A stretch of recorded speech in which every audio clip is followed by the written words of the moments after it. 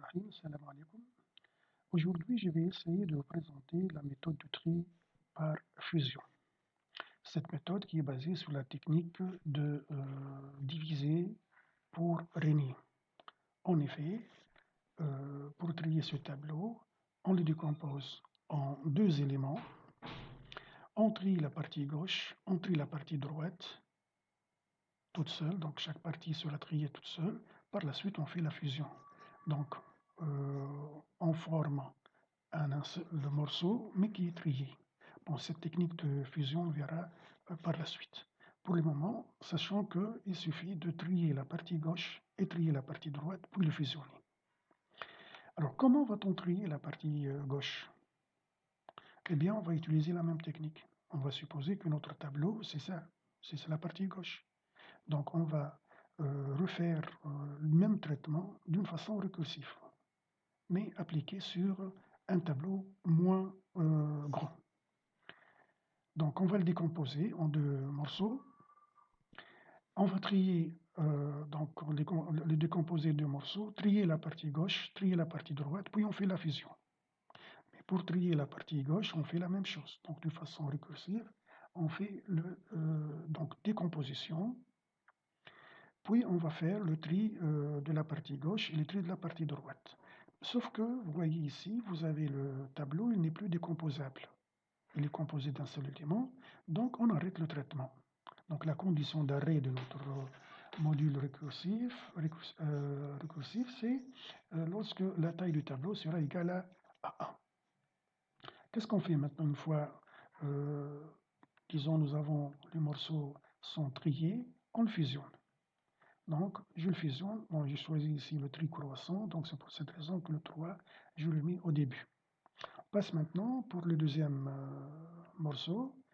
Eh bien, il n'est pas composé d'un seul élément, donc on va le décomposer. Alors, la partie gauche est composée d'un seul élément, on arrête. On passe au deuxième. Il est composé de deux éléments, on le découpe. Bon, alors là, vous avez un seul élément, donc on va le fusionner. Donc, ça y est, 1 et 6. Bon, 4 et là, les deux morceaux sont triés, on fusionne. Les deux morceaux sont, sont triés, on fusionne. On passe à la moitié droite. On les découpe. Alors, composé de deux éléments, on continue le découpage. Un seul élément, on le fusionne. On passe la deuxième moitié, on le découpe. On découpe. On fusionne. On fusionne. On fusionne. Les deux morceaux sont triés, on fusionne. C'est bon, voilà. Donc j'ai maintenant le tableau, il est trié. Donc comme vous remarquez, l'opération de tri se fait grâce au traitement de fusion.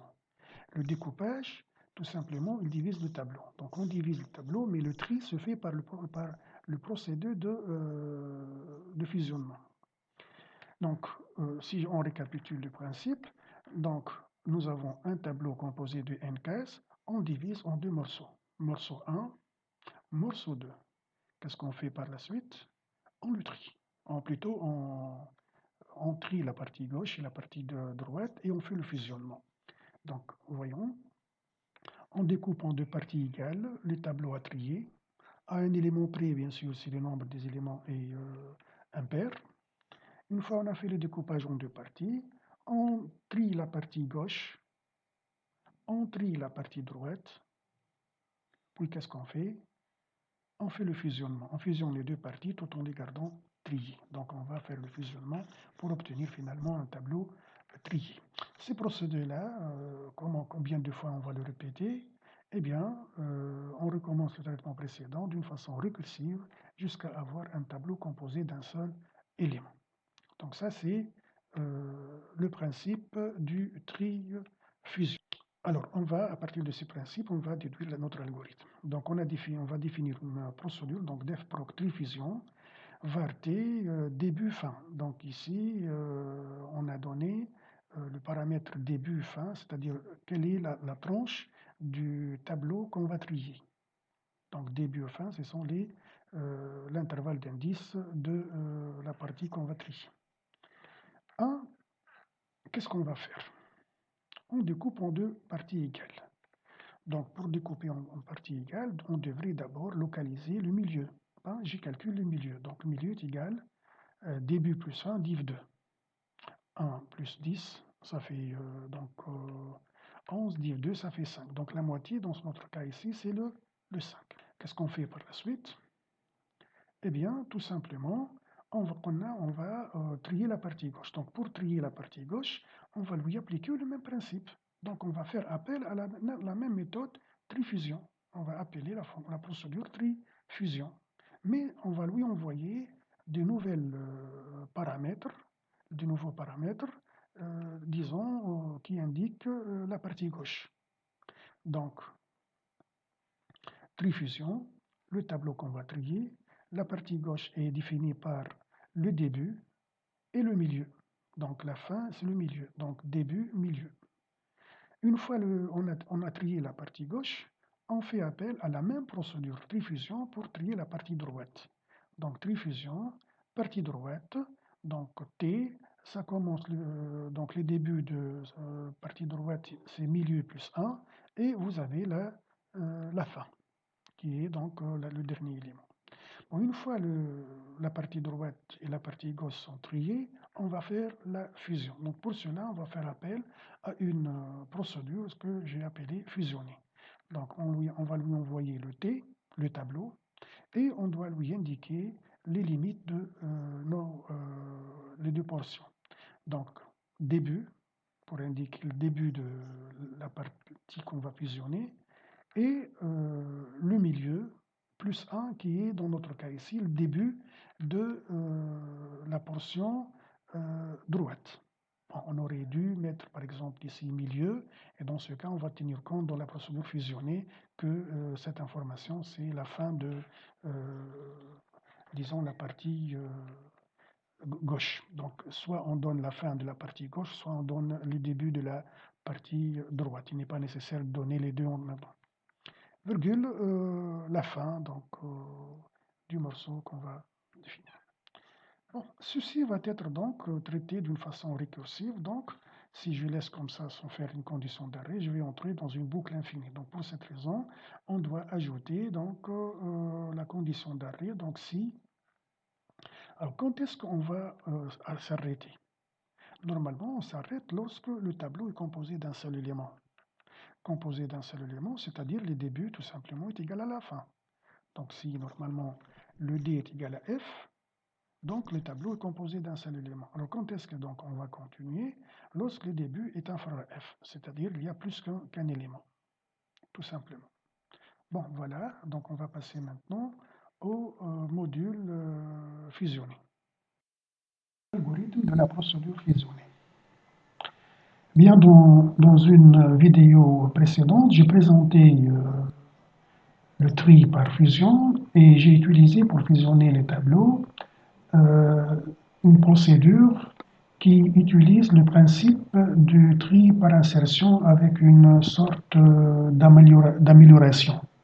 Mais c'est avéré que malgré cette optimisation, la méthode n'a pas été assez rapide.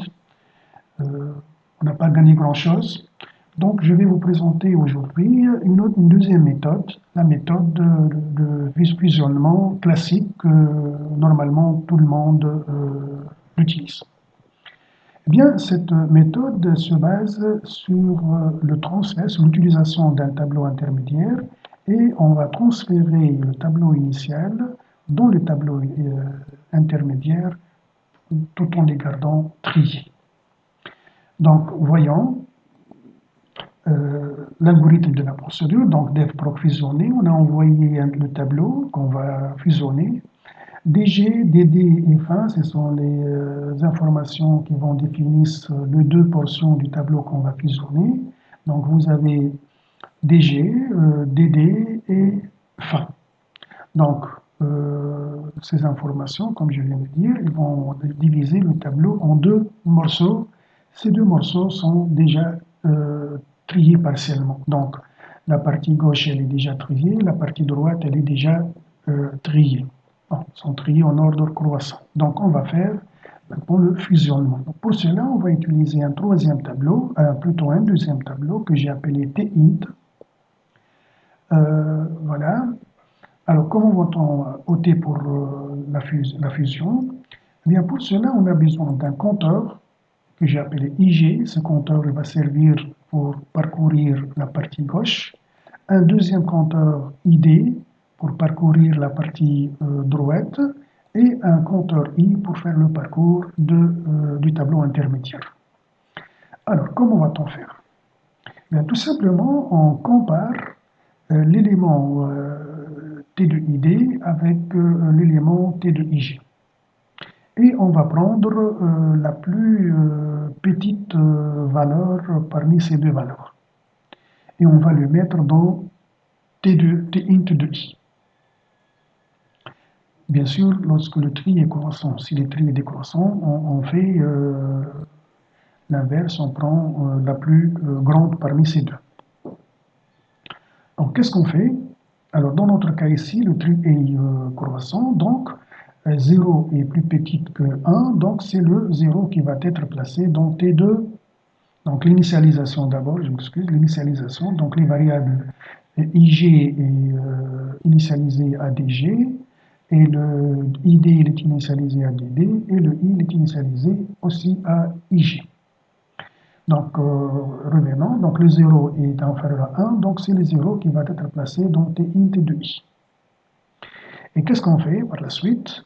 Alors, le 0 a pris sa place, il est déjà traité, donc on va incrémenter le ID, on va passer à traiter la deuxième valeur. Et aussi, l'élément numéro I du tableau T-int, il a pris sa valeur, donc la valeur suivante va être placée à la case suivante. Donc on devrait aussi avancer le I. Et on refait la même chose. On compare le TID avec le IG, on prend la plus petite. Donc 1 est plus petite que 2, donc on va mettre le 1. Et on fait avancer dans ce cas le IG. Et on fait avancer le I. Bon, maintenant récapitulons.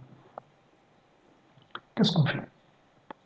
On compare le T de ID avec le T de IG, on va prendre, on a dit, la plus petite. Mais dans le cas où elles sont égales, les deux valeurs sont égales, qu'est-ce qu'on fait?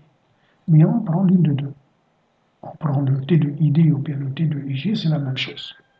Donc on va prendre une de ces deux valeurs et on va le placer dans T de ID.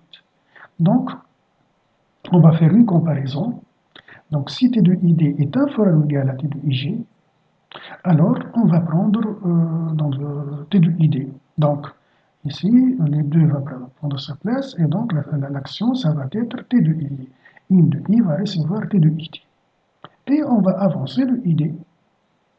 Donc, ID reçoit ID plus 1. Et le I va avancer. Donc, le I aussi va avancer. Mais remarquez bien que l'incrémentation de I ne dépend pas de la condition.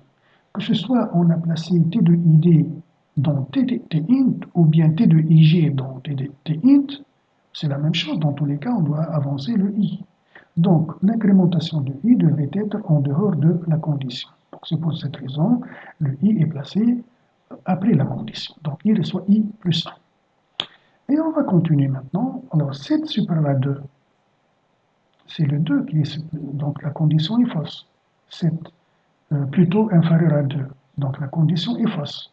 Donc, on va entrer dans le sinon. Donc, dans le cas contraire, qu'est-ce qu'on va faire? C'est le T int de I, il va recevoir le T de IG.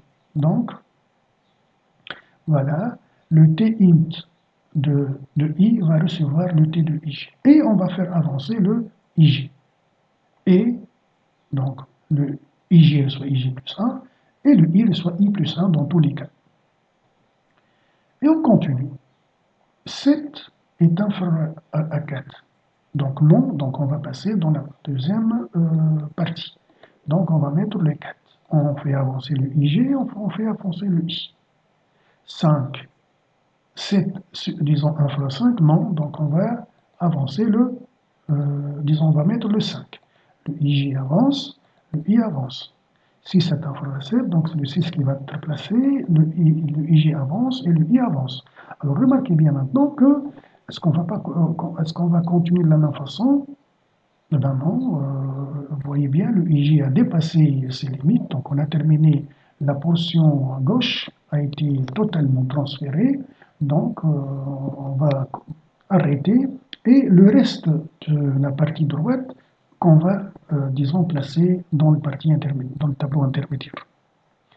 Donc, disons, la boucle qu'on vient, la répétition qu'on vient de faire, ce n'est pas une répétition complète, c'est une répétition à condition d'arrêt. Donc on va utiliser la boucle répétée jusqu'à quand? Quand est-ce qu'on arrête?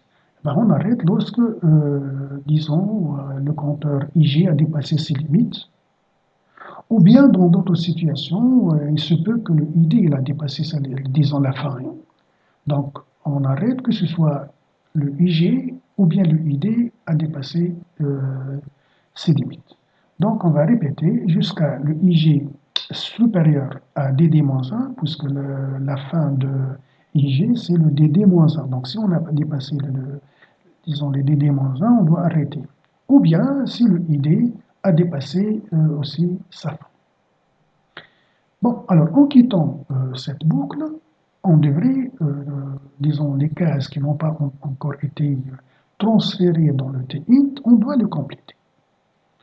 Donc, on arrête le traitement que lorsque le ID a dépassé la fin et le IJ a dépassé la fin, pour s'assurer que tous les éléments sont transférés. Donc, la boucle que nous allons ajouter maintenant, c'est tant que le ID est inférieur ou égal à la fin, tant que est inférieur ou égal à la fin, on continue. On arrête lorsque le ID a dépassé la fin. Donc, quand est-ce qu'on continue? Lorsque ID est inférieur ou égal à la fin. Qu'est-ce qu'on fait? Le T de id reçoit le T de ID et le ID reçoit ID plus 1. Donc, qu'est-ce qu'on va faire? On va mettre le 7 ici. On fait avancer le ID. On fait avancer le I. On n'est pas encore arrivé à la fin. On n'a pas dépassé la fin. Donc, on entre dans la boucle. On met le 8 à sa place. On fait avancer le ID. On fait avancer le I. On n'est pas encore dépassé la fin, donc on entre dans la boucle, alors on met le 9, on fait avancer le ID, on fait avancer le I, alors maintenant, ça y est, le ID il est supérieur à fin, donc on quitte. Alors, de même, on a fait ça pour la boucle, disons, ID, mais il se peut que c'est la boucle, disons, DIG qui n'a pas terminé, donc on doit le terminer aussi. Donc on fait de la même façon, tant que IG n'a pas dépassé le DD-1, n'a pas dépassé ses limites, il est inférieur ou égal à ses limites, donc on fait la même chose, donc T de I de I reçoit T de IG, on fait incrémenter le IG et on fait incrémenter le I. Bon, alors, on a fait donc le fusionnement. Il nous reste maintenant de transférer le tableau intermédiaire vers le tableau initial. Alors, pour cela, il suffit de faire une boucle complète de DG jusqu'à la fin. Et on va le mettre dans le tableau. Donc, pour I de 2G à fin, T de I reçoit T intermédiaire de I. Donc, le I revient à sa position initiale et on va faire donc le transfert de tous les éléments vers leur position, disons, dans le tableau T. Et ainsi, on a fait la fusion du tableau T. Voilà, merci. J'espère que la vidéo vous a été utile. Et dans ce cas, n'hésitez pas de s'abonner à la chaîne et de la partager avec vos collègues. Et merci, à la prochaine vidéo.